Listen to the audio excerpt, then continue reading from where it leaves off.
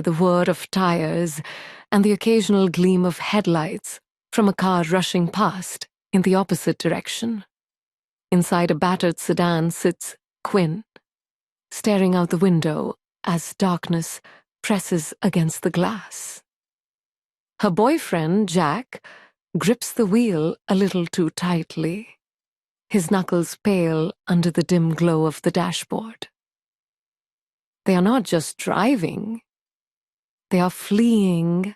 Behind them lies a mess too tangled to explain, and ahead, Quinn can only hope, lies a new beginning. The rain begins to patter on the windshield, soft at first, then heavier, streaking the view ahead until the world blurs into watery shadows. Quinn pulls her jacket tighter and leans into the seat. Every turn of the road feels longer than the last.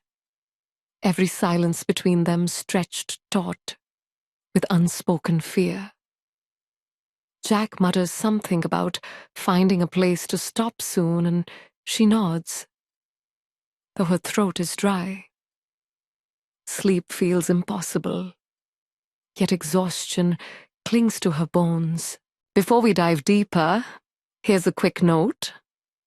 If you find this summary helpful, don't forget to like this video, subscribe to Novel Whisper Official, and comment below the title of the novel you'd like us to summarize next. We'll make it happen soon.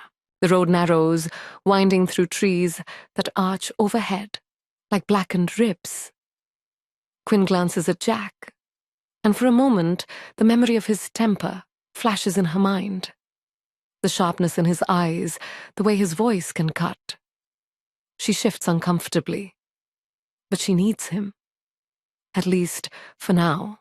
A flicker of neon cuts through the rain ahead, sputtering red letters, half burned out. The Full Moon Motel, the sign hums faintly, like an insect buzzing near her ear. Jack exhales, muttering that it'll have to do. The car crunches over gravel as he pulls into the lot. The motel looks deserted. A row of weathered doors and yellowed curtains sagging in the windows. It has the look of a place where time forgot to move forward. They step out into the wet night, the rain soaking into their clothes almost instantly. The air smells faintly of mildew, oil, and something metallic that Quinn can't quite place. She shivers. Jack leads the way into the small office, where a bell on the counter waits silently. Behind it, a door creaks open, and a figure steps out. An older woman with hair pinned back in a bun too tight, her smile too forced. Her eyes flicker to Jack, then linger on Quinn a moment too long. A room is offered, cash only. Jack counts out the bills, his jaw tight. The woman hands them a key, attached to a faded plastic tag, the number scrawled in black marker. As they leave, Quinn notices the guest book on the counter, pages yellowing and warped, names written in messy scrawls. A thought stirs in her. How many of these people made it past one night here? She shakes it off and follows Jack into the rain again. Their room is as shabby as the outside promised. The carpet is stained, the wallpaper peeling in damp curls. A single lamp casts a yellow glow that makes the shadows seem even deeper. Quinn sets her bag down and sits on the edge of the bed, the springs groaning under her weight. Jack checks the locks twice, muttering about being cautious. She knows it isn't just the world outside he's worried about. Secrets travel with them. Uninvited passengers they can never shake. Quinn lies back, staring at the ceiling. Every sound seems amplified. The drip of water through the pipes, the rustle of wind outside, a faint creak in the hallway.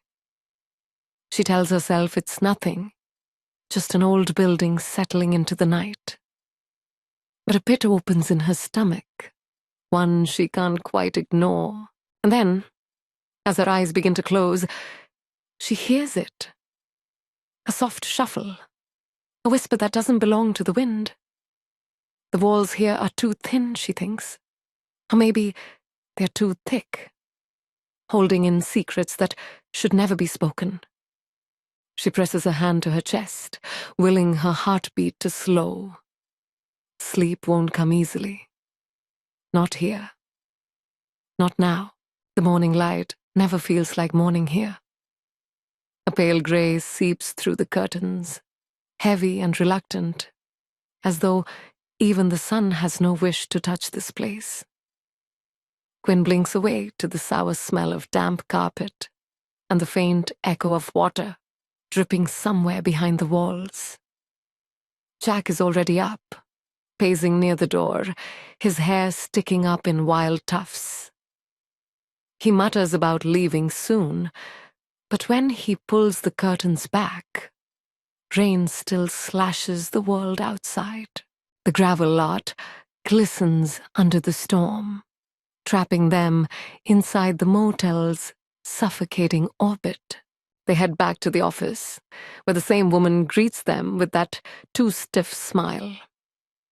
Beside her now stands a man, tall, stooped, his eyes darting nervously, like a creature that prefers the dark. The air inside smells faintly of stale coffee and disinfectant, a mix too deliberate, as though to mask something less pleasant. The couple exchanges pleasantries, but the owners linger on every word, every glance, as if weighing each syllable for hidden meaning. Quinn forces a polite smile, though her skin crawls under their gaze. Jack pays for another night, though his hand trembles slightly as he tucks the receipt away. The woman's nails, painted a flaking red, drum lightly on the counter. Her eyes narrow when Quinn thanks her. Something unspoken hangs between them, a warning, or perhaps an invitation Quinn cannot yet read. Back in the hallway, Quinn notices it for the first time. A row of doors, each one numbered, but some missing plaques. The paint chipped around the frames, as if clawed at by desperate hands. From behind one door comes a muffled thump. Another emits a low, dragging shuffle. She grips Jack's arm, but he shakes his head, pulling her quickly toward their room. "Don't look," he whispers, though his own eyes dart nervously from door to door. Inside, the air feels heavier than before. Quinn sets her bag on the chair, but her thoughts refuse to settle. She tries to distract herself with the cracked television, its screen flickering with static, before catching on an old game show rerun. Jack disappears into the bathroom. Alone, Quinn's ears tune to the sounds outside the thin walls. Faint whispers, the creak of floorboards, and once, the sharp slam of a door. She presses closer to the doorframe, listening. A woman's laugh, high-pitched but broken, slices through the silence, followed by a low, masculine voice. The words are muffled, but the tone is unmistakable. Something predatory, something wrong. Her chest tightens. She pulls away quickly when Jack emerges, wiping his face with a towel, his expression unreadable. She considers telling him, but the memory of his temper stops her. Better to keep quiet. Better to endure. That night, when the rain pauses just long enough to let the night air breathe, Quinn wanders to the window. Outside, the neon motel sign buzzes weakly, sputtering as though struggling to stay alive. In the lot below, she sees the stooped man moving from door to door. His steps are slow, deliberate. At one door, he lingers too long, pressing his ear against it. Then, without knocking, he slips inside. A cold shiver runs down her spine. She drops the curtain before Jack can notice. Lying back against the lumpy pillow, she stares into the dark. The air hums with hidden lives and locked stories. Every whisper in the hall, every creak of wood, every shadow slipping past the window tells her the same truth. This is not a motel. It is a trap, and she and Jack have walked straight into its waiting jaws. The corridor smells of old rain and lemon cleaner. Quinn steps out, shoes whispering on the threadbare runner, and follows the hum of the neon sign to the office. The bell above the door gives a tired jingle. The counter is the same scarred wood as last night, but now a ledger lies open, its ruled lines filled with curling signatures. At the top of the page, someone has stamped a name in smudged purple ink. Baxter Motel. A framed snapshot on the wall shows the building in better days. The same crooked roofline under a clear sky. A man with a wide grin and his arm around a woman in sunglasses. A small brass plate on the frame reads, Nick and Rosalie Baxter. The man from the night before appears, taller in daylight, shoulders stooped, as if the years have draped themselves over him like wet coats. Morning, he says.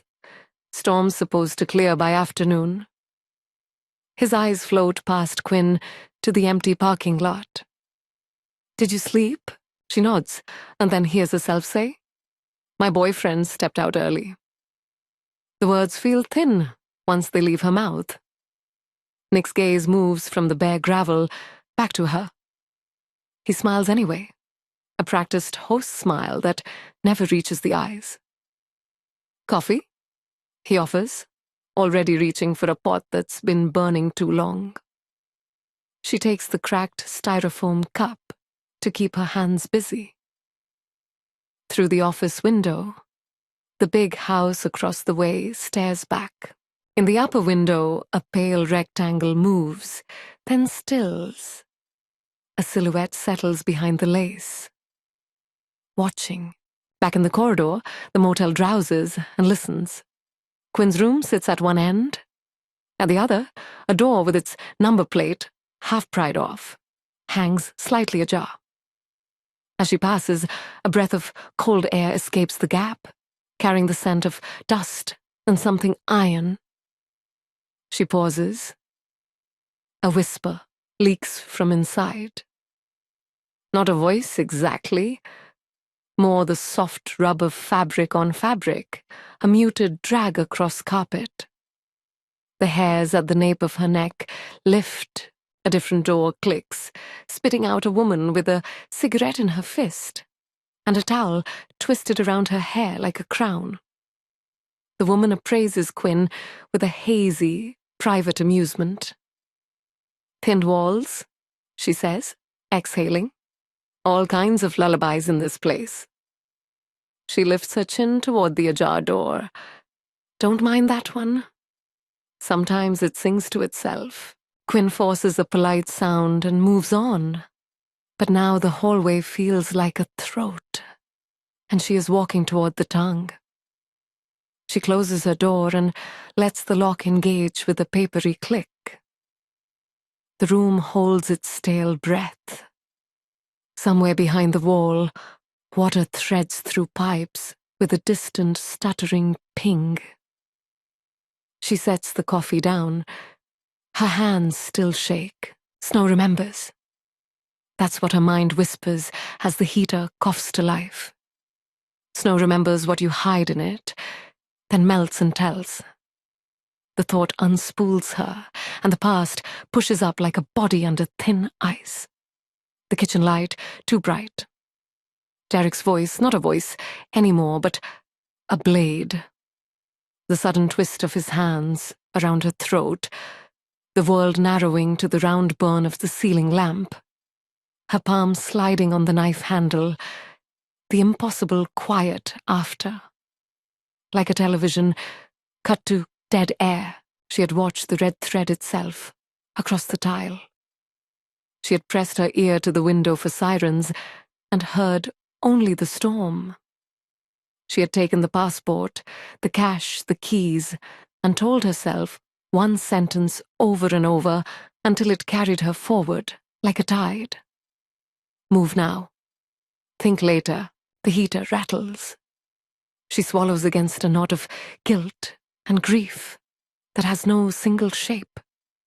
Outside, a car groans past on the highway.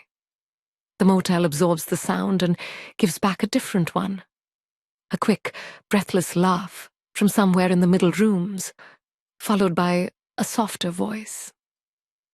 The tones are private and close.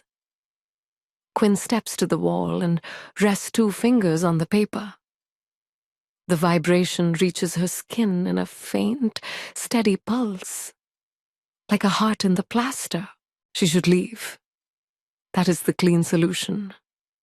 Fix the busted taillight with tape, wait for the plows, then drive north until the map goes blank, but the storm has laid a thick hand across the world and pressed.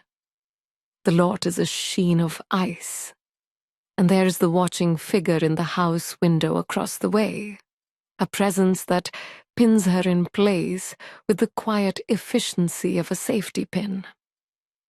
She tells herself to nap.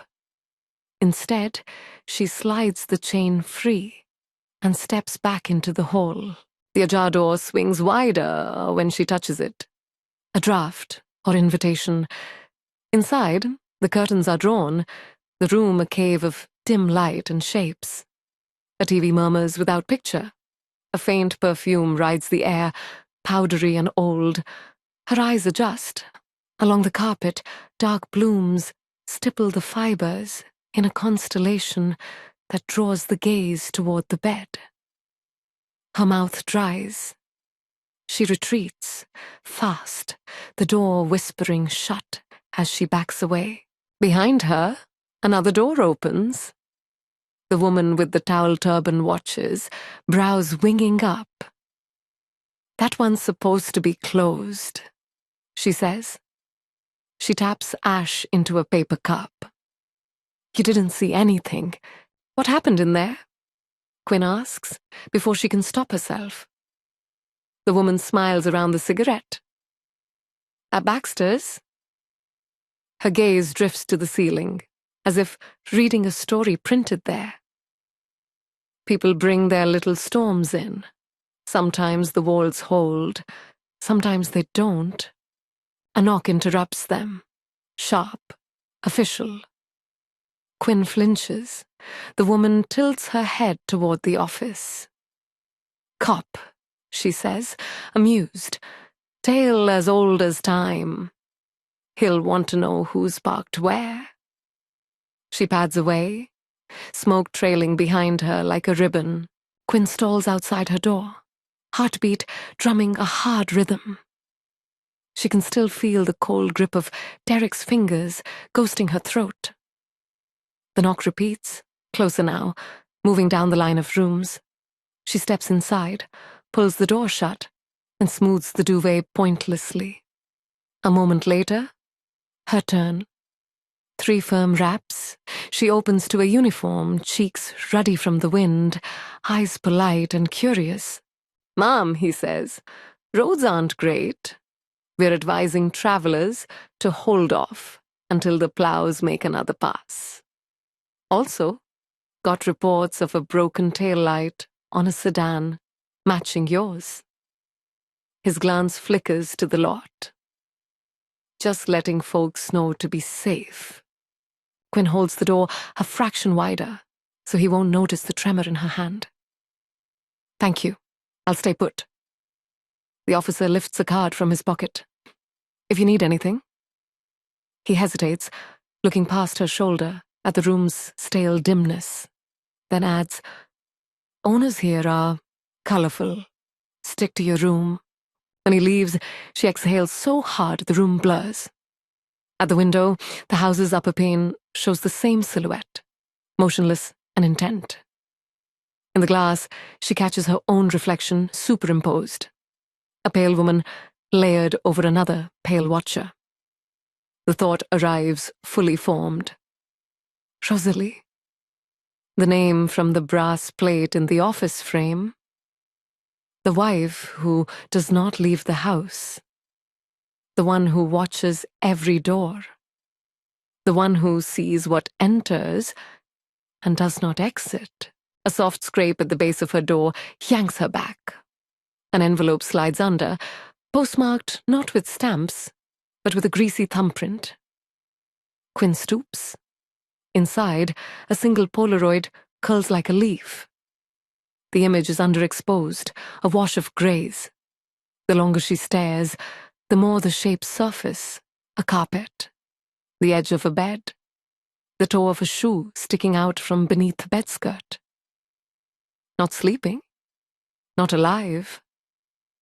Something dark pooled under the shoe, feathered into the fibers like spilled ink. The heater clicks off. The silence becomes a pressure band around her ribs. She flips the Polaroid over. 4 words scrawled in hurried block letters. Don't open 201 again. The numbers are double-stroked, as if the writer's hand shook. She looks at the door she nudged earlier and feels the motel rearrange itself around that choice, like iron filings lining up to a hidden magnet. The walls are humming again, pleased or warning, she can't tell. In the window, the distant silhouette has moved closer to the glass. A pale oval where a face should be. Someone knocks once, quietly, and the sound isn't from the hall. It vibrates through the wall to her left, the wall that shares a seam with 201. 3 slow knocks, spaced as if the knuckles are considering each one. Quinn raises a hand and, without meaning to, knocks back in the same rhythm. The answering sound is a whisper of fabric and the low scrape of something heavy, dragged just an inch, then still. She backs away until the bed hits the backs of her knees. The Polaroid dangles from her fingers. Outside, the cop's SUV crunches away, its taillights swallowed by the snow-thickened air. The motel exhales and returns to listening. Quinn slides the chain on the door and sits. The tray by the TV holds a motel pen and a pad of paper that reads Baxter at the top in curlicue font. She writes without thinking, leave at dawn. The words look small and unserious. She adds, fix light, fuel, border. Then in smaller letters, as if they could hide from the room. Derek is gone. You did what you had to do. Somewhere deeper in the building, a burst of laughter erupts and then cuts off, as if someone covered a mouth with a hand. Quinn looks at the ajar door in her memory and feels the room tilt. Whatever sings in 201 is not a lullaby. Whatever watches from the house does not blink. And whatever kindness Nick offers across the counter arrives wrapped in plastic, like the cups by the sink, sterile on the outside, tasting faintly of something metallic once you drink. The heater kicks on again. Quinn folds the Polaroid back into its envelope and tucks it beneath the mattress. The knock through the wall does not come again. Instead, the building settles into its odd chorus. Whisper, drip, hum, sigh. She lies back and stares at the ceiling. The storm presses its palm across the roof, and the Baxter Motel presses its ear against her door. Sleep does not take her. It waits at the threshold like a clerk with a key, deciding whether to admit her. She closes her eyes anyway and breathes in the cold, old air, memorizing its taste. Morning will come. Roads will clear. The map will open again. But the motel has already slipped a note under her door, and she is beginning to understand the handwriting. The walls of the Baxter Motel do not simply separate rooms. They seem to absorb everything, like sponges soaked in secrets. You lie on the sagging mattress, the hum of the heater rattling through your bones, and in that half-light of morning, you can no longer avoid the memories pressing at the edges of your mind. Derek had a smile once, the kind that charmed you when you first met him. He was handsome, magnetic, the sort of man who seemed to bend the world in his direction with nothing more than confidence. You were drawn to that light like a moth, blinded by how brightly he burned. But in private, the spark became fire, and the fire turned dangerous. His voice could cut, his anger could crack like a whip, and you learned quickly to measure your words with the precision of a surgeon. You told yourself it was passion, that love always burned, that pain was just part of the package. But deep down, a voice whispered that this was not love at all. It was a cage. You remember the night you broke? The shouting had built into a storm, louder than the thunder outside. The kitchen was lit with a sickly fluorescent glare, every shadow long and sharp. You saw his hand rising, felt the sting of his grip on your arm, and before your mind could even catch up, your hand had closed around the handle of the knife on the counter. The moment shattered in silence. A breath, a drop of something warm, the weight of what you'd done crashing down on you in the shape of his still body sprawled on the floor. You ran. You told yourself you had no choice, that it was him or you. And as the rain washed the blood from your trembling hands, you clung to one thought: escape. A new beginning. A chance to vanish into the anonymous dark. But here, in this strange motel with its mildew-stained walls and whispering hallways, you feel as though you've leapt from one prison into another. Jack doesn't know the full truth. He thinks you're just running away from a bad relationship. He doesn't know about the kitchen, the knife, the silence. He doesn't see the stains spreading in your memory, like the one you glimpsed on the carpet in room 201. You hear him moving again, restless energy pacing across the boards. He keeps checking his phone, though you both know there's no signal, no service in this place. You wonder what secrets he's carrying, what shadows cling to him. There's something about the way he avoids your eyes when you ask him questions. The way his hand twitches as though it remembers violence too. Later, you wander outside, drawn by the storm-washed air. The motel's neon buzzes faintly, one letter completely dead now, leaving only a bleeding glow that reads, Fulmo. The house across the lot is silent, but you can feel it. A presence behind the glass. A curtain shifts, just enough to show someone watching. Was that Rosalie? Did she ever leave those windows? Jack calls to you. Irritation clipped into his voice. He wants to know why you're outside, why you didn't tell him about the knock on the door. You hesitate, torn between honesty and survival. The image of the Polaroid still burns in your mind. The shoe, the dark stain, the warning, don't open 201 again. So you lie. You tell him you just needed air. You say nothing of the envelope, nothing of the whisper behind the wall, because some truths are heavier than any storm. Some truths can bury you alive. And you know, as you step back into the damp room with him, that the past is already seeping in through the cracks like water. The storm deepens with nightfall, hammering the thin roof as if the sky itself wants to crush the building flat. You and Jack sit on opposite sides of the room, a gulf of silence between you. The static of the television filling in the words neither of you will say. The smell of wet fabric clings to your clothes, to the curtains, to the sagging carpet. Every now and then, the wind rattles the warped window frame, and the neon glow from outside stutters like a failing heartbeat. You try to focus on the flicker of light instead of the growing tension in the room.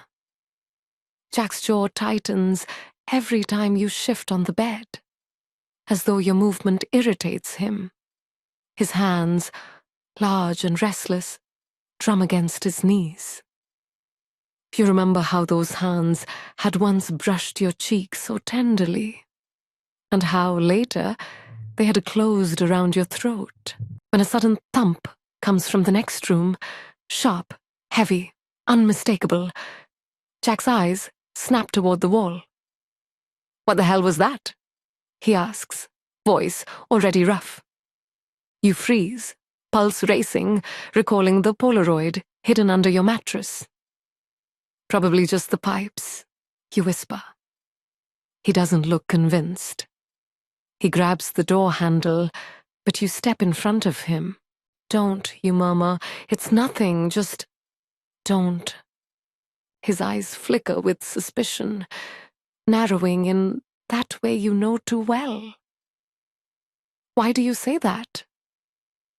What aren't you telling me?"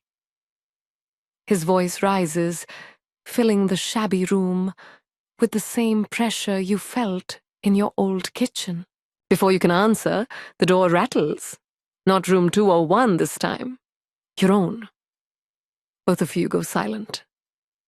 Then a sound, the key sliding into the lock from the other side. Jack lunges, snapping the deadbolt shut just in time. A shadow falls beneath the door. Someone is standing there. The knob twists once, twice, then stops. "Wrong room," a voice mutters, hoarse and gravelly. It's Nick. His footsteps shuffle away. Jack curses under his breath, pacing again. "We're leaving at first light," he says, but his tone isn't protective. It's sharp, commanding, as though you're a child who needs to be ordered, not a partner to be considered. Sleep doesn't come. Hours pass in fragments, rain tapping, doors groaning, whispers pleading through plaster. At some point, exhaustion overtakes you, and the darkness pulls you under. But when you wake, it isn't to morning light. It's to the copper tank of blood. You sit up, heart pounding, eyes darting across the dim room. The television has gone black, its glass blank. On the carpet near the bed, a dark stain blooms, wider than before, as though the Polaroid had been a prophecy. You scramble off the mattress, but Jack is already standing there, staring down at the floor, with a strange stillness. He doesn't look afraid. He looks calculating. For a heartbeat, the memory returns in full color. Derek's eyes widening as the blade slid in, the shocked gasp that never became a word. You shake it off, whispering, "We should go. Now, please." Jack finally looks at you, and his mouth curves into something that isn't quite a smile. You opened that door, didn't you? Your throat closes. The walls groan. From somewhere behind the next door, the whispers rise again, louder now, almost words, almost a warning. You tell yourself the stain is rust from a pipe, and the copper scent is your nerves lying to you. You pull the bedspread clear, gather your breath, and say you're going to the office for towels. Jack's eyes track you to the door like a guard dog. Then he mutters that he'll talk to Nick himself later. The air between you tastes like metal. The corridor is colder than before. The runner crinkles underfoot where water has warped the floorboards. Halfway down, room 201 sits with its number hanging by a single nail, the slit of darkness along its jamb, like a mouth you've already heard speak. You don't look in. You move. The bell above the office door gives its defeated jingle. Nick stands behind the counter with a logbook open and reading glasses perched at the very edge of his nose, as if ready to fall into the ledger. He startles when he sees you, then pastes on that host's smile that never reaches his eyes. "Morning," he says, though by the grey light it could be any hour. "We're short on housekeeping till the plows get through." He follows your glance to the rickety shelf where clean linens ought to be. "What do you need?" "Towels," you say. "And the carpet in our room, it's wet." The word you almost use is bleeding. You swallow it. Nick nods too quickly. "Old building," returns the rain to itself. He crouches to pull 2 rough towels from a bin and straightens with a small wince, hand braced against his back. "I'll send up a fan when I find one that spins the right direction." On the wall behind him, a corkboard holds slips of paper beneath thumbtacks, gone rusty. Local pizza menus, a faded flyer for a country fair, a yellowed newspaper clipping whose headline has outlasted its glue. Your eyes snag. "Baxter Motel owner honored for community service," the bold type declares. The picture is younger Nick, a wider grin, an arm around a woman in sunglasses, Rosalie, with sunlit hair and an impatient kind of poise. Below the clipping, another scrap sits crooked. "Man found off highway. Foul play. Not suspected." The date sits like a bruise. Next to that, a missing persons sheet with rain-wrinkled edges. "College kid. Backpack. Last seen passing through." Nick follows your gaze. His mouth softens into something like apology. "News travels far out here when nothing else does," he says. "Sometimes it comes all the way back again." You ask before you can stop yourself. "Do people disappear?" He opens the desk drawer and takes a long time looking at nothing in it. When he shuts it, his face is smoothed flat. "Storms move in. Folks get turned around. Sheriff says the ravine grabs what the road drops." He sets the towels on the counter. "I tell people to stay the night, leave at first light. Most do." A floorboard creaks in the room behind the office door. A whisper of fabric. Then a voice, low and steady, slips through the cracked jamb like smoke.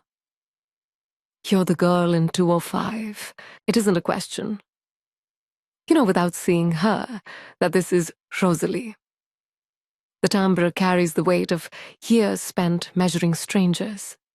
The office door opens a fraction wider. You glimpse her in the dim, hair pinned up with care, a cardigan buttoned wrong at the top, eyes that miss nothing. "I watch the drive," she says, as if that is an occupation. "I saw you and the man arrive. You looked north. People who look north are not here for long." Nick sighs, a sound with a long, practiced edge. "Rosie," We're helping the lady with towels. Rosalie ignores him. Do not wander the rooms that aren't yours, she says to you. People leave their lives in them. This building keeps what's dropped on its floors. I didn't wander. You lie, heat rising to your face. Rosalie's eyes tilt in a way that says she catalogues lies, like she catalogues plates and cups. Room 201 is shut, she says. Shut rooms are shut for reasons you will not like. She reaches into the gap with a hand so pale it seems to glow, and sets down a plastic-wrapped bar of soap on the counter as if it were an offering. Wash your hands before you eat. Flu runs through the vents. Rosie, Nick warns a weary plea. She closes the door on him, as gently as if tucking in a child. Nick's jaw flexes, then he laughs without mirth. She used to run this place cleaner than a hospital, he says. Now she runs it with the blinds. He pushes the towels toward you, lowers his voice. She lost her sister in a wreck, right off the bend. That was a long time ago, but grief doesn't read calendars. You leave with the towels, but you don't go straight back. The lobby window frames the house across the lot, the same wary gaze as before. A curtain lifts, lowers, a light winks out upstairs. You think of Rosalie's voice in the wall and the shape that sometimes moves behind that glass. Watching is her way of holding the storm back, you decide. Or her way of deciding what it takes. On your way down the hall, you pass the towel-turbaned woman again, hair loose now, a cigarette tucked behind her ear, like a pencil. She studies the towels in your arms, as if they're evidence. Nick giving out the good ones, she says, amused. Must like you. She jerks her chin toward the stairwell. You hear about the van that never left? You keep walking, but the words hook you. What van? Years ago, she says, strolling beside you. 2 kids to the city. Wrong turn. Storm night.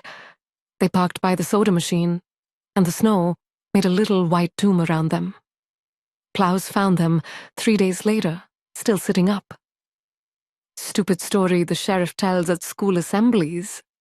Don't sleep in a running car.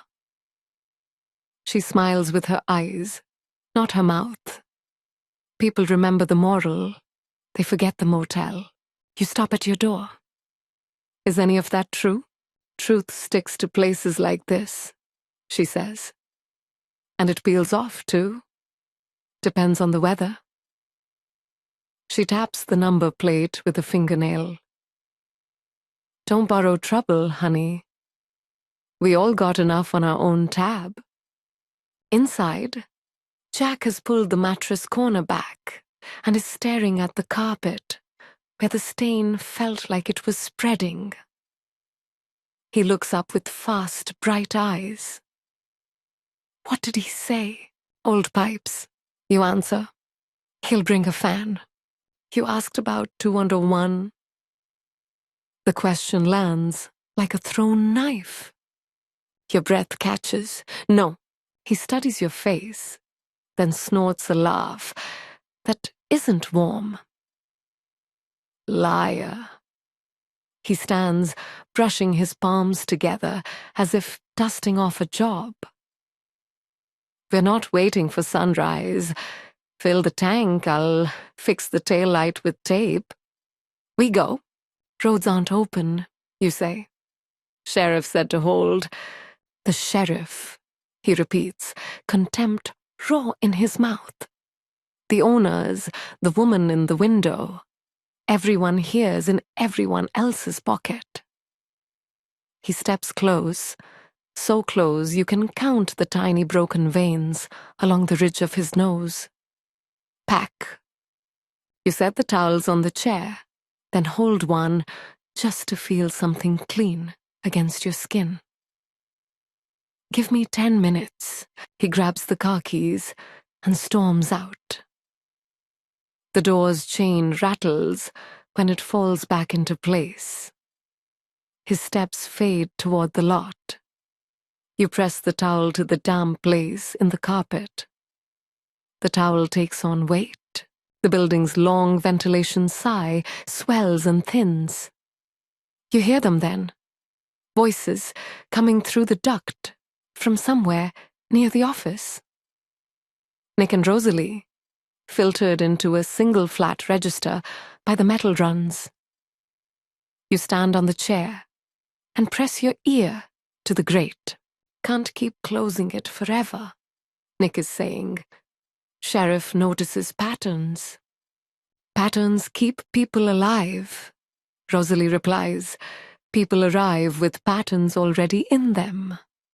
It isn't my doing when those patterns play out on our floors. A pause. You imagine Nick rubbing at his eyes, thumb pressed to the bridge of his nose. Room 201 needs to be sealed, he says. Sheetrock it. Make a closet. You can't wall up a story, Rosalie says. It climbs under doors. It sits on mattresses. It rides home in people's hair. I'm tired, Nick says. This place is tired, Rosie. This place is awake, she corrects softly. It hears the things we keep saying we didn't hear. A car door slams outside. Another voice joins theirs. Male, brisk. The sheriff again. Boots scrape.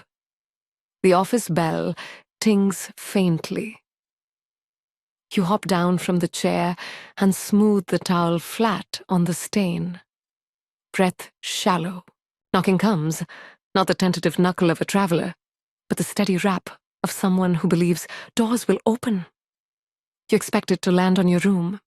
Instead, it hits 201. 3 firm raps. Silence. Then the sheriff's voice, a level and routine. Nick, we still got that leak behind 201? Power company needs access to the crawl. From inside 201, something answers. Not words. A slow drag, the cough of a hinge, the softest brush of fabric against carpet. Your hands go cold. The sheriff knocks again. The hall answers with quiet that feels arranged. Keys jingle, too many on a ring, and Nick's murmur floats. I'll get it. A beat. Rosalie's whisper. Don't. Jack's footfalls return at the far end, quick, impatient. He rounds the corner with a roll of duct tape and a face set like concrete. He takes in the scene. Sheriff near 201, Nick with keys, you frozen in the doorway, and bares his teeth in something like a grin. Perfect, he says, low. A distraction. He grabs your elbow. Now, you don't move. The sheriff tries the knob on 201, and it resists like a held breath. Behind the door, weight shifts. The building listens with you. Rosalie's silhouette appears at the stairhead, a pale geometry of blouse and face, watching all of it with the patience of a weather vane. Don't open that, she says, this time loud enough for the law to hear. Some rooms do not want visitors. The sheriff's hand drops. He looks at Nick. Nick looks at the keys as if they're a live thing that might bite. Jack squeezes your arm hard enough to bruise. Let's go. You let him pull you a step, then another. You do the math in a pilot's calm. Night, ice, a taillight out, you're past riding shotgun, the motel with its humming ducks and listening walls. Rosalie's eyes, steady. Nick's shoulders, bowed. The sheriff's badge, dull in the grey light. You say, 10 more minutes, because you need one more thing that isn't panic. You need a fact that isn't a feeling. I left something at the office, you add. We can go after. He releases your arm, distrust written plain on his face. 5, he says. You nod, step backward into the room, and close the door. Through the wood, you hear the sheriff say, almost lightly, "We'll circle back to 201. Nick agrees with a sound that isn't agreement. Rosalie says nothing. The building hums, pleased or warning. You lift the mattress and slide the Polaroid from its paper sleeve. The ink-dark pool under the shoe looks deeper than before, as if it has absorbed the storm. The motel's history isn't a straight line on a timeline pinned to a corkboard. It's a circle. People wheel through. Some leave. Some stay because the snow tells them to. Some stay because their secrets fit the rooms so well the doors close around them, like a glove. You set the photograph down and smooth the towel with your palm. The fabric is heavy. The stain is not smaller. Beyond the wall, 201 breathes once, just once. Then it goes as still as a picture, still as a picture, still as a picture, still as a picture, still as a picture, still as a picture. The air in the room feels weighted, as if every breath you take must fight its way through the unseen heaviness pressing down. You fold the towel tighter against the spreading stain. But no amount of pressure stops it. Jack returns from outside, smelling of gasoline and rain, his boots tracking wet footprints across the floor. He tosses the tape tail light onto the dresser with a thud. "We're leaving," he insists again, but his voice carries not resolve, desperation. You see it in the frantic twitch of his jaw, the restless way his hands keep flexing as though they crave an outlet. For a moment, the past and present blur. You hear Derek's voice in his, sharp and jagged. You remember standing in the kitchen, the blade slick in your grip, and you fight back the memory before it swallows you whole. You tell him the roads are still closed, that the sheriff said it wasn't safe. Jack sneers. The sheriff's in on it. Don't you get that? Places like this, they hide things, people disappear, and nobody cares. His voice cracks at the end. Fear? Or rage? You can't tell. Before you can answer, a thud echoes again from room 201. Heavier this time, as though something slammed against the wall itself. The sound reverberates through the floor, through your bones. Jack's eyes snap to the door. "That's it," he growls. "I'm ending this." He grabs the key from the counter. You rush forward, hands grasping his arm. Don't open it!" The warning in Rosalie's voice lingers in your ears like smoke. But Jack is stronger, his shoulders coiling with the same force you once feared. He wrenches away. "You don't get to tell me what to do." The door to 201 creaks under his grip. The hallway feels charged, like lightning about to strike. Rosalie's voice rings from the staircase, louder than the storm outside. "If you open it, you can't close it again." Her eyes are wide, her face pale, her bun beginning to unravel like a frayed knot. Jack ignores her. He jams the key into the lock and twists. The sound of metal scraping metal echoes like a scream. The door swings open an inch, then more, the smell of rust and dampness pouring out in a suffocating wave. Quinn stands frozen in the hallway, heart pounding against her ribs. She remembers the Polaroid tucked under the mattress, the shoe, the blood, the warning, "Don't open 201 again." She wants to shout, to run, but her body betrays her, rooted in place. The door swings wide. The room beyond is a mirror of theirs. The same peeling wallpaper, the same crooked lamp. But the bed is soaked through, the sheets dark with stains that glisten in the dim light. At the far corner, a figure shifts. It doesn't rise. It doesn't fall. It simply lies there, breathing in a way that sounds more like grinding stone than human breath. Jack steps forward, his face twisted in something between disgust and defiance. "It's just some junkie," he mutters. But when the figure's head turns, the shadows peel back, and you see the face. Pale, bloodless, with eyes wide open, lips parted in a frozen gasp. Your knees go weak. It's her, Rosalie's sister. The one from the newspaper clipping. The sheriff's voice cuts the silence. "Jack, don't." His hand rests on the butt of his gun, but he doesn't draw it. He looks past Jack into the room, and for the first time you see real fear on his face. "Close the door." Jack hesitates. The figure on the bed exhales a long, rattling breath, and the lights flicker as though the motel itself is breathing with it. Quinn whispers, "Please." Jack slams the door shut. The sound rattles through the hallway, followed by silence. Rosalie nods once, as if a rule has been obeyed, then drifts back into shadow, her voice trailing after her. Some storms never end. Best to let them stay asleep. Back in your room, you sit on the edge of the bed, clutching the Polaroid to your chest.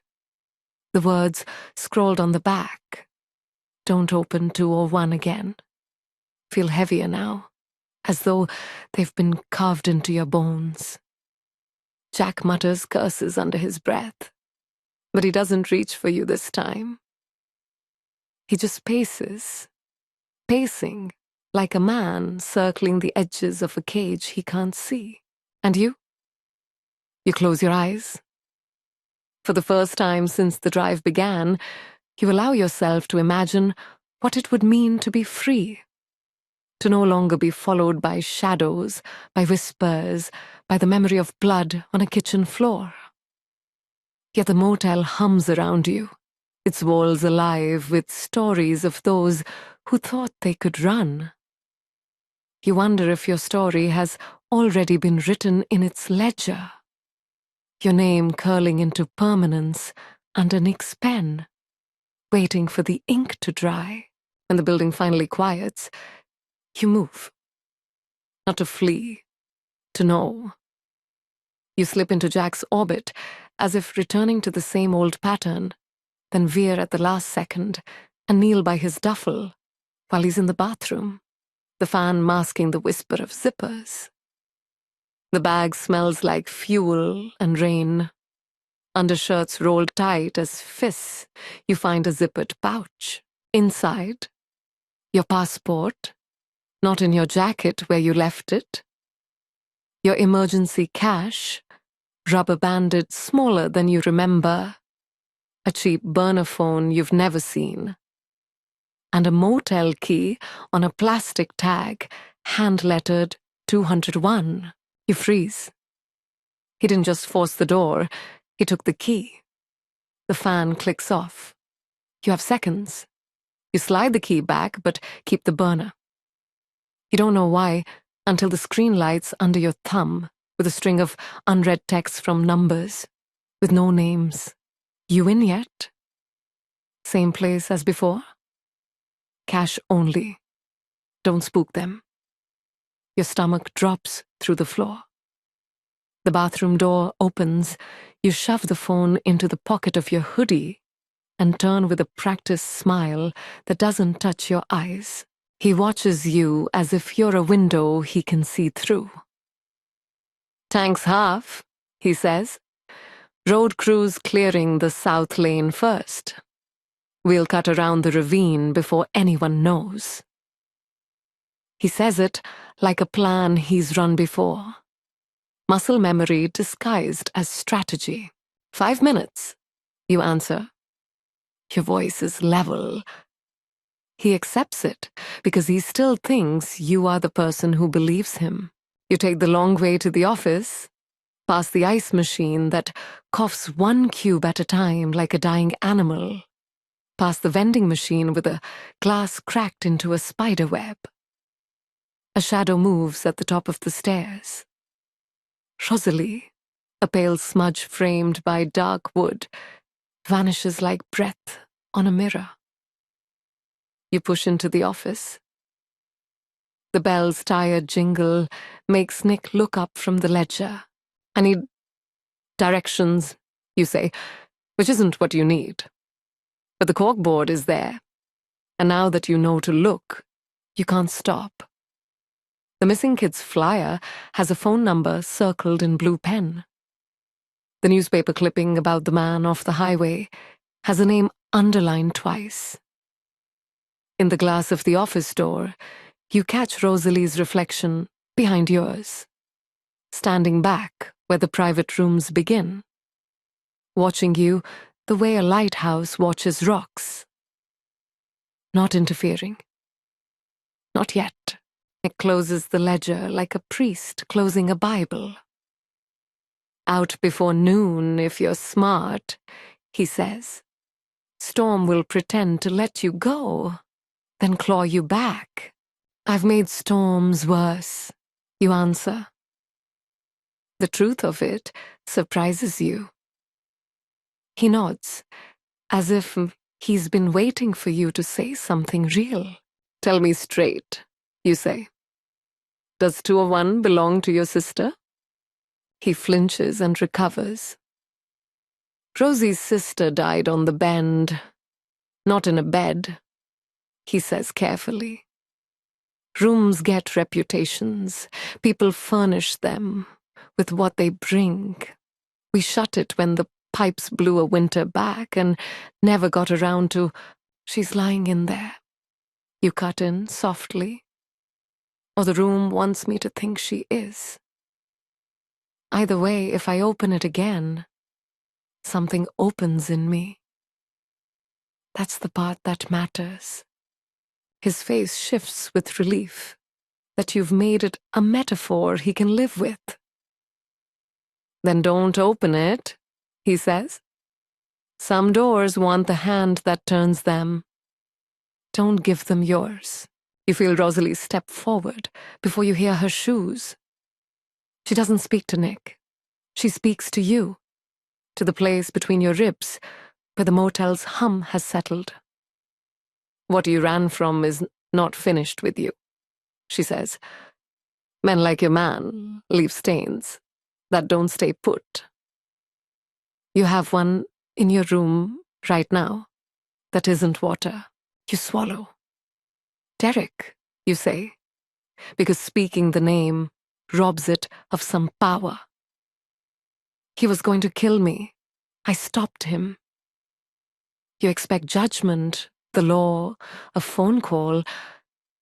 Rosalie only tilts her head, the way you tilt a picture frame until it hangs straight. The sheriff came this morning because the ravine takes things, she says. He will look if you ask him to, or he will look away if you want him to. That is how people survive here. We have both kinds. Who put the Polaroid under my door, you ask. I did. Rosalie answers. Nick's eyes close with a sigh. The admission costs him something. You looked like a woman who doesn't listen to warnings that sound like rules. Pictures are rules that speak in a language anyone can hear. Why me? The question comes out too raw. She studies the ledger, not you. Because your throat has fingerprints in it, she says evenly. And because the man you brought smells like a ditch Heat rises to your face, and then cold follows it. An understanding that moves the way a shadow moves when a cloud passes. Derek isn't the only storm you arrived with. You think of the burner phone's texts. Same place as before. Your fingers itch to dial each number until a voice answers that names things by their names. What did he do? You ask, though part of you already knows. Ask him, Rosalie says. She slides a slip of paper across the counter. A local number handwritten, the same blue pen as the circle on the missing flyer. Or ask her mother, she adds. The name under the number is the missing kid's. He isn't a kid in his photo, 22 and defiantly alive, but the word clings. You pocket the paper and step back into the corridor. Halfway to your room, the towel-turban woman steps from a doorway, like a stage entrance. Hair loose and predatory, half-smile careful. You looked in his bag, she says. Not a question. You were psychic now? Just bored, she says, amused. And people are reruns. Nick says patterns. I say reruns. She flicks her cigarette from behind her ear and rolls it between her fingers. Men who tug their girlfriends' passports into their own bags aren't planning a vacation. What do you know about him? You ask. If he left with the taillight fixed and you didn't, she says, he'd make sure you couldn't follow. She leans in. Seen it. This place is a net. It catches fish and it catches knives. The knives always think they chose us. Back in the room, Jack has cleaned nothing and packed everything. He stands by the door with your jacket thrown over his arm like a leash. His smile is armor. Ready? Almost. You hold up the burner phone. His smile cracks. Something ugly shows through and then is hidden again. You let the phone swing against your thigh. Who were you texting? He reaches without thinking. You step back. Don't, you say. And the single syllable changes the air. Because you say it like a person who can say no and make it mean something. You don't want to know, he says. That is the oldest lie. It unravels because he says it in the old voice, the one that thinks your flinch is permanent. You don't flinch. You keep going. Did you meet someone here before? You ask. Last winter. Same storm, same plan, same key. He laughs too loudly, a brittle crash that doesn't bounce back. You're paranoid. You're recycled, you say, and it lands. Color rises high on his cheekbones. He comes close. Give me the phone. No. He takes a slow breath and tries a different mask. Quinn, hey. We don't have time for this. We're on the same side. The burner buzzes in your palm. A message flashes up, new and simple. Backroom clean? A second follows. Take the cash drawer this time. She won't fight back. Cold moves through you, precise as a scalpel. In the corridor, you hear the faint chime of the office bell, the murmur of Nick's voice, the soft, constant listening of the building itself. Jack sees the text. For a heartbeat, you see everything he is. The man who would turn a storm into cover, a motel into a mark, a woman into a tool. He lunges. You throw the phone towards the bathroom. It clatters behind the toilet. He goes for it. You go for the door. You're not fast. He is not slow. His hand catches your wrist. The old bruise shouts its memory. You twist out, the way you learned, the way you practiced in your mind 100 times since the kitchen. You wrench the door open. The corridor is empty, and not empty.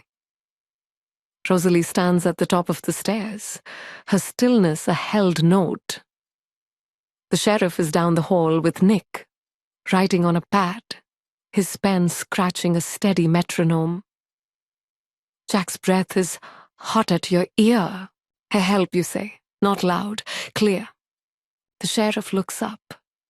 Jack's grip loosens by a degree, calculating the optics. Everything all right? The sheriff calls in the even voice of a man who has learned to let people answer their own rope. We were just leaving, Jack says lightly, dragging you a half-step back into the room. Roads are clear. Rosalie's eyes take your measure. She isn't going, she says, with the authority of a posted rule. She has business at the office. Mind your blinds, Jack snaps. The sheriff's pen stops. The building hums like it's waiting for a cue. You yank once more. Jack tightens. The stain under the towel wicks wider, a dark petal unfurling. You hear yourself say, very calmly, to the sheriff. He stole my passport. He has the key to 201. He's planning something with your cash drawer. Silence drops into the room like a stone into a well. Jack laughs too fast. She's lying, Rosalie speaks to the sheriff, without looking away from you. Check his bag, sir, the sheriff says, voice no longer polite. He steps toward Jack with a palm out. Not a demand, an inevitability. For a second you think Jack will give it up and pivot to a new lie. For a second you think the room will let this be simple. Then the motel shows its teeth. The lights flicker, 201 exhales that grinding sigh, and Jack bolts, not down the stairs toward the exit, but sideways, toward the house door that leads behind the office, the shortcut the employees use. His shoulder slams the frame. Wood cracks.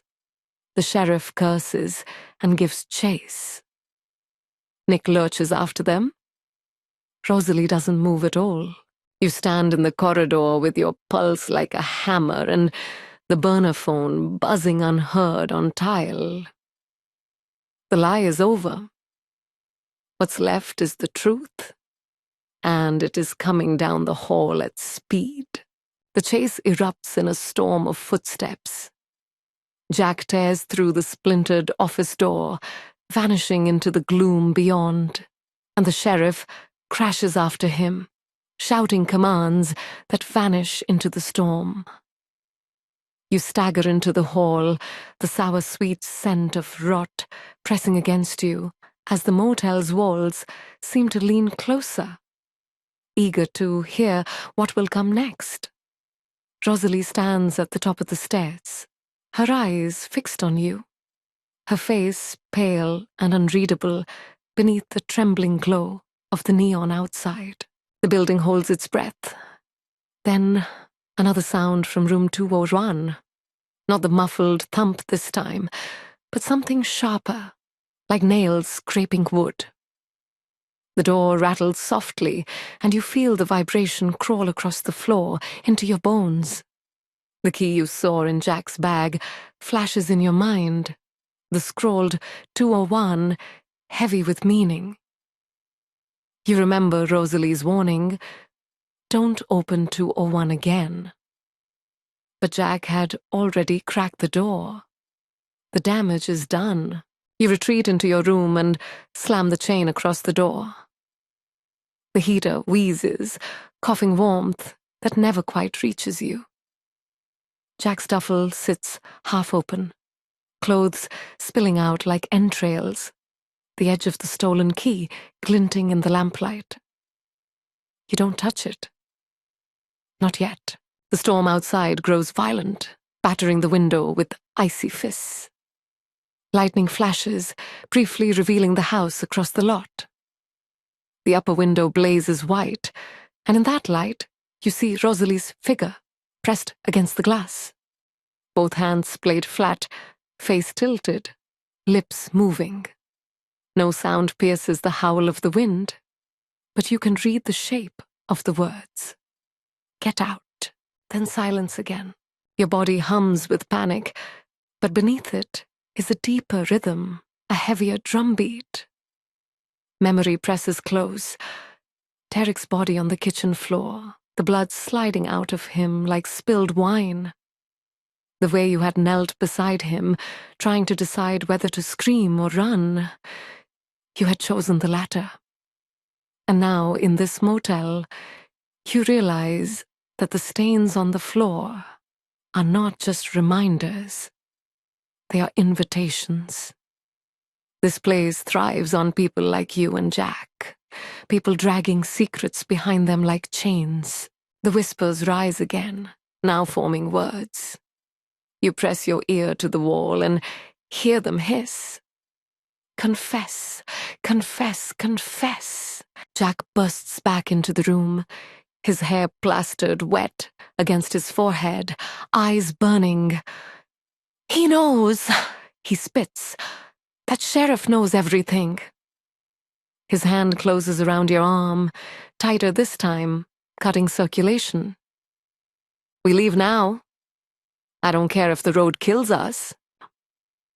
But outside, the storm hasn't eased. Snow whips sideways in thick curtains. The neon sputters and dies altogether, plunging the lot into blackness. For the first time, the motel is completely dark.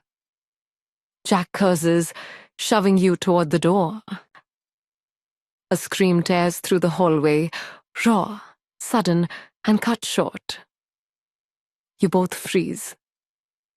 Jack's fingers twitch, but this time, he doesn't lunge. He listens, his chest rising and falling too fast, his fear bleeding through the cracks in his arrogance. Rosalie's voice floats from the darkness at the end of the hall, calm and unhurried, as though she's telling another story to children who lean forward, waiting for the ending. Every man brings his own knife here, she says. Every woman carries the scar. Jack snarls, pulling the key to 201 from his pocket, like a weapon. If they think they can set me up... He storms into the hall, moving toward the door with the dangling number plate. You clutch your stomach, bile rising in your throat. The motel seems to lean with him, boards groaning, walls pulsing like lungs. He jams the key into the lock, turning it with a vicious twist. The door swings open once more, and the air that gushes out is colder than the snowstorm outside. Inside, the figure on the bed rises slowly. Not all at once. Shoulders first, then the head, the hair falling in damp ropes. The face turns toward the light, lips parting in a soundless scream. Jack freezes in the doorway, as if the sight holds him in place. His hand drops to his side. For the first time since you've known him, his body does not move forward. Behind him, Rosalie stands with her head tilted. You see her now, she says softly. You smell the ditch. She remembers. Jack stumbles back into the hall, but the door to 201 doesn't close. It yawns wider, its hinges bending, the carpet inside dark as a throat. The air pulls toward it, a suction that tugs at your hair, your clothes, even your breath. The motel hums with satisfaction, as though the story has reached its midpoint, and the climax is near. Jack turns on you, wild-eyed. You told them! His voice cracks. He lunges again, and you retreat against the dresser, your back to the mirror. For an instant, you catch your reflection, and the woman staring back at you isn't just you. Her eyes are older, wiser, shadowed with grief. Rosalie's eyes staring from your own face. Maybe I did, you whisper. The lights flicker again, then steady into a dim orange glow. Jack freezes, chest heaving. Outside, the storm roars like an audience waiting for the final act. You realize something with sudden clarity. This place isn't just a motel, it's a stage, and the walls are demanding the next scene. You decide you are done being the stagehand in someone else's play. You step away from the dresser and let the mirror keep your wide, steady eyes. Jack crowds you, breath hot, jaw clenched. Beyond him, the door to 201 hangs open a few inches, exhaling its grave-cold air. The motel hums like a hive. Okay, you say, soft, surrender-colored. You're right, we go, but we take cash. If they're all in on it, we take what we can and get out.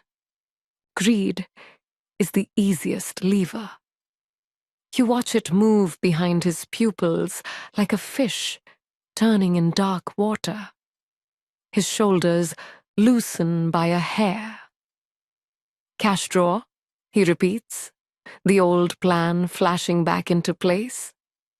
Back office, you nod. And a place to hide while I distract them. You tip your chin toward 201 with calculated casualness. No one checks that room. He hesitates. The cold from the gap licks his wrist. For a heartbeat, the building decides with him. Then he grins, manic and brittle. 5 minutes, he says, already angling past you into the hall. You keep the sheriff talking. I'll grab it and meet you at the car. You follow him out. The corridor has thinned to a single lane of light, warm at your end, winter black at 201's.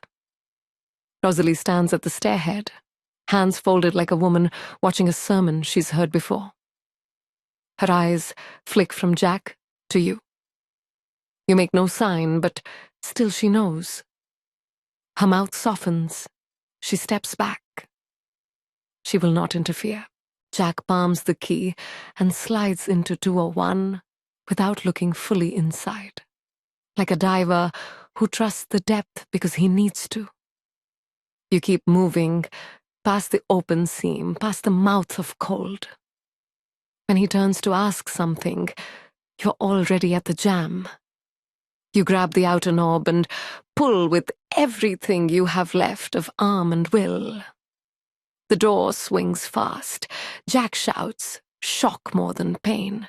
His hand flashes out, grazes your sleeve, then vanishes into the dark as the latch engages with a muffled, final click.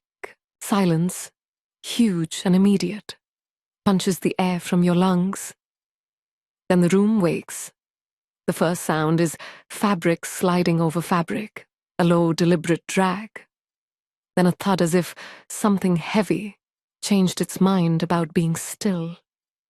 Jack's voice burst through, words you've heard on other nights, other floors. Quinn, open the door. Don't do this. Don't you... You put the key in your pocket. The door shakes once. The knob jerks hard, rattling against the strike plate. Open it! The shout cracks to a plea, so fast the hair rises on your arms. Please. The building takes the word and files it. From inside 201 comes a sound that is not human grief and not wind, but a long, patient inhalation, like a room taking someone into its lungs.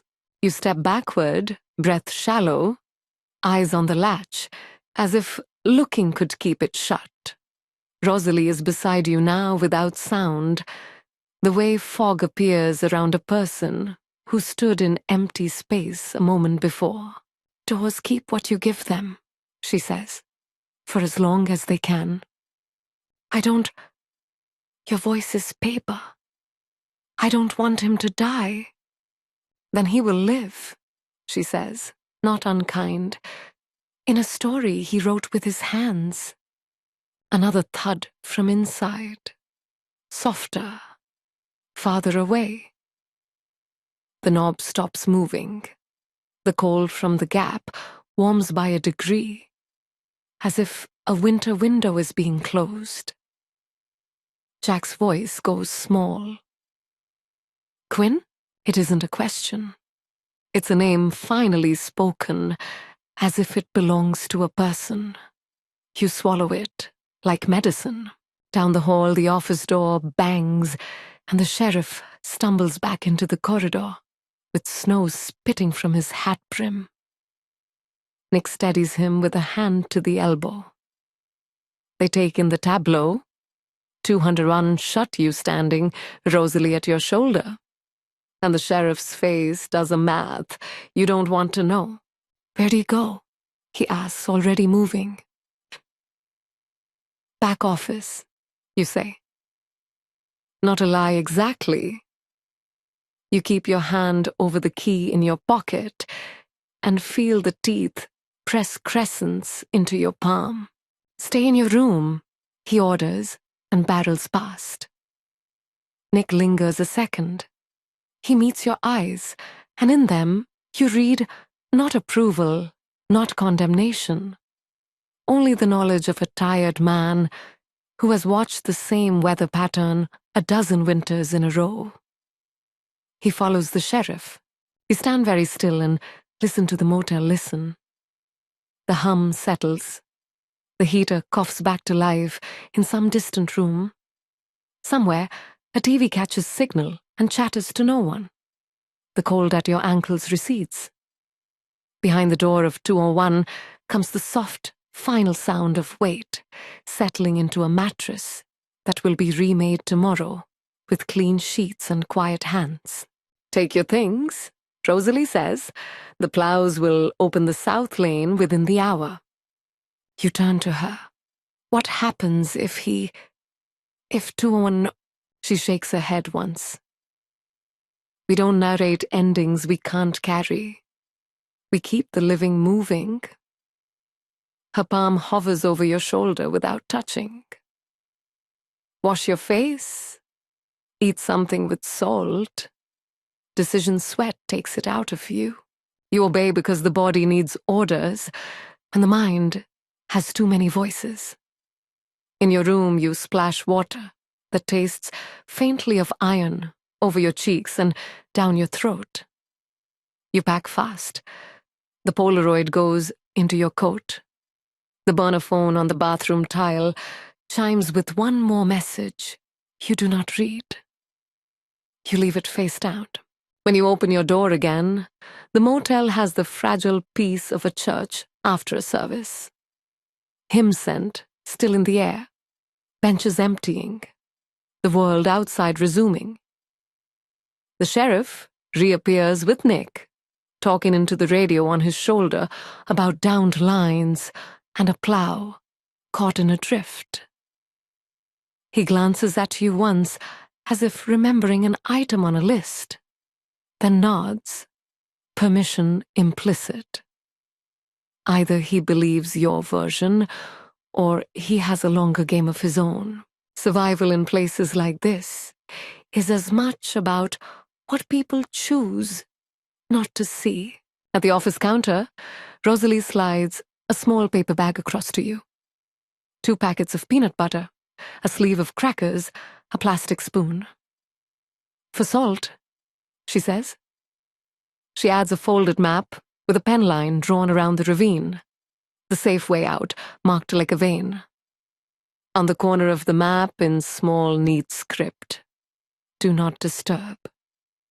You meet her eyes and understand she means your future more than her rooms.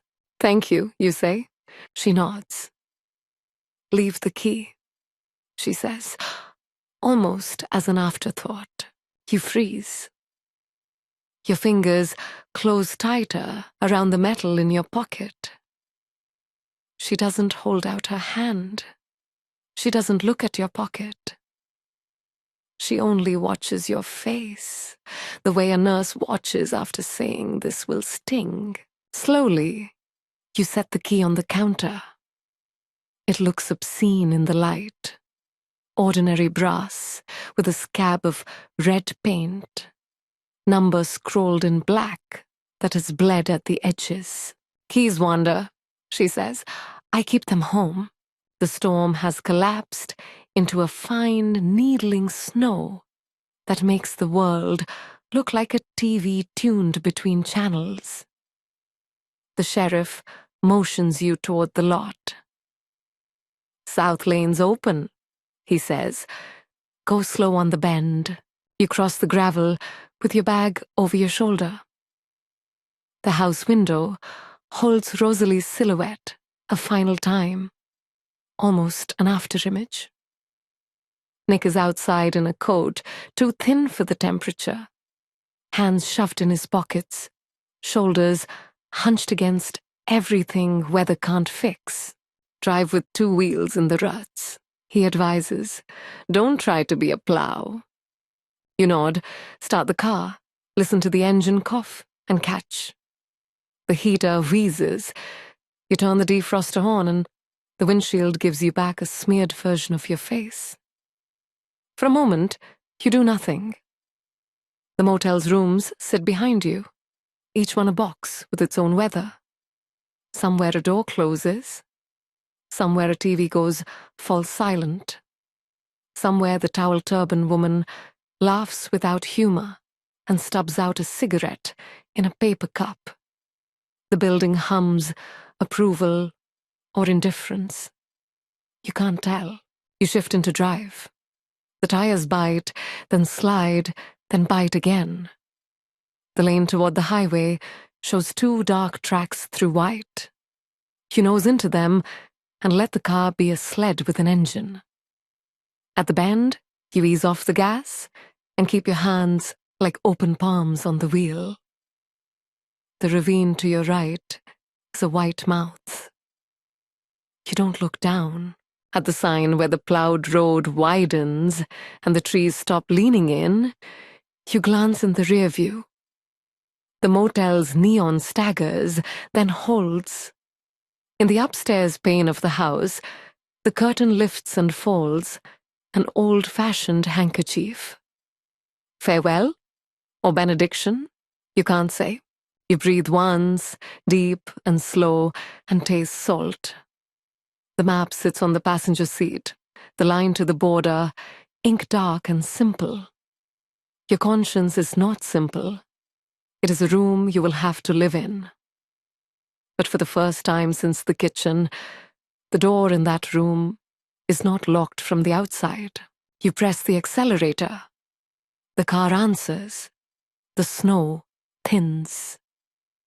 Ahead, a pale sky opens, like a door that no one has posted a sign on yet.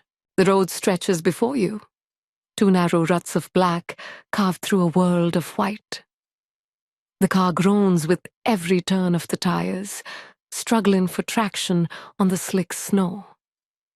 Jack's voice is gone now, not muffled through walls, not clawing at your ears, not snapping against your skin.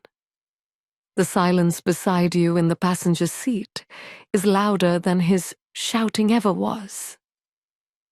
You grip the wheel tighter, as if holding yourself upright with your own hands, and let the engine pull you forward. The map Rosalie gave you rests on your lap, its creases still warm from her palm. A single line drawn in pen curves around the ravine, away from the motel, away from room 201. You trace it with one finger, as though the ink itself might lead you to safety. Every mile marker feels like a prayer. Every gust of snow that clears from the road feels like an answered plea. Yet even as the storm thins and the skeletal trees spread apart, you feel the motel lingering. In the rearview mirror, the black silhouette of the house shrinks into the distance, but the presence does not vanish. It has lodged itself somewhere inside you, where Derek's shadow already lived. The motel knows your secret. Worse, it knows Jack's. You can't stop seeing that Polaroid. The shoe, the stain spreading like a bruise across the carpet. The warning, written in trembling lines, "Don't open 2 under 1 again." You wonder what became of Jack when he stepped into that room. You hear the thud of the door, the grinding sigh of the figure on the bed, the sound of him pleading through the wood. Did the motel take him whole? Did Rosalie? Or was it the sister, the shape behind the curtain, the memory that wouldn't stay buried? You don't know. You don't want to know. But part of you aches with the weight of it. The farther you drive, the more your own memories unravel, stringing themselves out along the road like the red threads you saw between those carved figures in your imagination. Derek's face appears in the blur of the windshield wipers. His voice seeps back into the car, whispering accusations. "You killed me, Quinn. You're no better than I was." You clutch the wheel until your knuckles ache, but the whisper doesn't leave. It threads itself into the hum of the tires, into the pulse of the engine. It sounds too much like the motel's walls when they whispered, "Confess. Confess." At last, the storm thins to a fine veil. The clouds breaking open to reveal a bruise-colored dawn. The sky looks sick, but it's light, and light means movement. The road curves around the ravine, its drop hidden beneath mist. You keep the tires in the ruts, just as Nick told you, your heart thundering with every slippery inch. Below, the white emptiness waits, patient and endless, a mouth wide open. The car skids once, sliding sideways, and your breath tears out in a broken gasp. You fight the wheel, muscles burning, eyes fixed on the incline of asphalt that is your only tether to life. For a moment, the world tips, the tires skidding toward the edge. And then, with a shudder, they catch again. The car lurches forward. You don't look back. Hours pass. The snow fades, trees thin, replaced by bare fields dusted in silver. The road begins to dry. At last, sunlight pushes its way through the clouds, pale and uncertain, but real. You pull to the side of the road and shut off the engine. The silence that follows is clean this time, untainted by whispers or unseen breaths. You sit there for a long moment, the map still folded on the seat beside you, the Polaroid heavy in your pocket. You draw it out, fingers trembling. In daylight, the image has changed. The shoe is gone. The stain has faded to nothing but grey shadow. The bed in the picture is empty. Your throat tightens. For the first time, you notice that the handwriting on the back is different.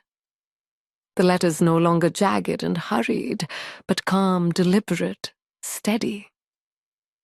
Rest now. The door is shut. The road ahead gleams under the weak sun.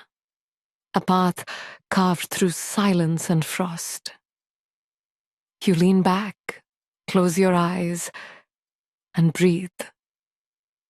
For the first time in years, the air carries no weight. It is only air. The motel is gone behind you, a forgotten story folded back into the snow. Yet you know it lingers somewhere, waiting for the next pair of travelers to take the wrong turn, to bring their storms into its listening halls. It will keep gathering stories, keep holding secrets, keep whispering to anyone foolish enough to open doors that are meant to stay closed. You grip the wheel again, Steady now, and speak aloud into the empty car. Not to Jack, not to Derek, not to Rosalie, or her silent watchers, but to yourself. Keep driving. The words are simple, but they are yours, and as the horizon blushes faint gold, you follow the line on the map toward a future still unwritten, leaving the Baxter Motel behind you, a ruin of whispers, swallowed by snow, swallowed by snow, swallowed by snow, swallowed by snow, swallowed by snow, swallowed by snow.